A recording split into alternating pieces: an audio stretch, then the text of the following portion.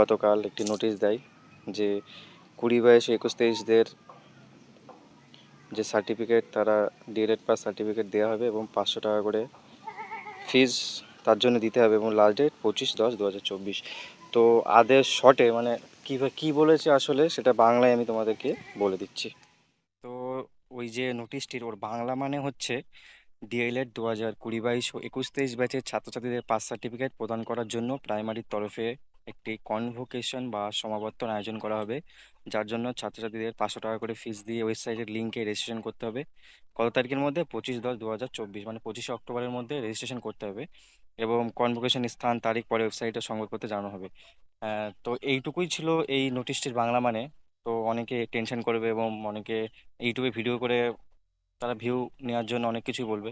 তো বেশি কিছু না, এর মানে হচ্ছে এইটুকুই এবং ওয়েবসাইটে পরে অবশ্যই জানা যাবে এই বিষয়ে। তারা মানে প্রাইমারি বোর্ড অবশ্যই আমাদের ওয়েবসাইটে জানিয়ে দেবে। তো বেশি টেনশন করে লাভ নেই।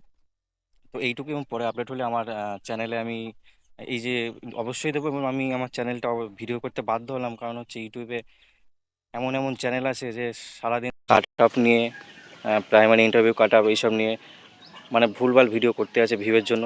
তো আমি সেই জন্য এই চ্যানেলটি খুলতে বাধ্য হলাম এবং এখন থেকে আমি সব কিছুর আপডেট দেব এবং আমার চ্যানেলে আমি নেক্সট যে টেটের ইন্টারভিউয়ের ক্লাসও করাবো। যদি আপনারা চান তো অবশ্যই জানাবেন এবং আমি অবশ্যই চেষ্টা করব অথেন্টিক নিউজ দেওয়ার জন্য এবং আপনারা সাথে থাকতে পারেন। তো দেখা হচ্ছে পরের ভিডিওতে। আমি যে কোনো অথেন্টিক যদি আপডেট পাই অবশ্যই আমি ভিডিওতে জানিয়ে দেবো। তো ভালো থাকবেন, ধন্যবাদ।